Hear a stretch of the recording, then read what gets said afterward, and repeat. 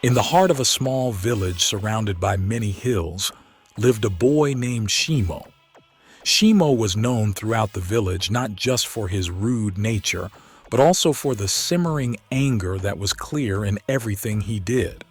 This anger stemmed from a deep-seated belief that the village's small size and its humble means were directly responsible for his own lack of wealth and opportunities. One morning, driven by a bout of anger, Shimo decided to embark on an odd project. He began to dig a pit in his backyard. The more he dug, the more excited he grew. As the pit grew deeper, so did Shimo's satisfaction. He derived an odd sense of pleasure from his labor. However, this pleasure soon turned into horror as Shimo realized how deep the pit was. It now ensnared him. He was trapped in the very pit he had dug with his own hands. His previous sounds of glee now turned into cries for help.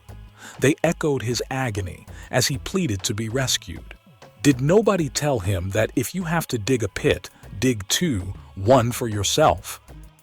Upon hearing his distress, the villagers rushed to his aid. With ropes and collective effort, they pulled Shimo from the depths of his self-made prison. They questioned him about the pit. Shimo, with a heart heavy with shame, confessed his evil intentions. He had intended to use the pit as a trap for the villagers, believing that their downfall would somehow avenge his own misery and poverty. Shimo expected the villagers to respond with anger and retribution. However, the villagers chose to sit Shimo down. With great patience and wisdom, they began to correct the misconceptions Shimo held about the village and its people. They spoke of the land's true wealth, which lay in the richness of the soil and the bounty it provided. This land, they explained, was the source of their sustenance and joy, feeding not only their families but the country as a whole. They also explained to him that he could use his intelligence to achieve more. Who knows? That small village surrounded by many hills may ultimately feed the world. Shimo saw the wisdom in their words. His eyes were open to the realization that his poverty was not a product of his environment or the fault of his neighbors, but rather a reflection of his own wrong perception. He had overlooked the potential of the fertile land that lay at his feet, choosing instead to harbor anger, resentment, and blame. Moved by the villagers' understanding and wisdom, Shimo vowed to transform his anger into something constructive.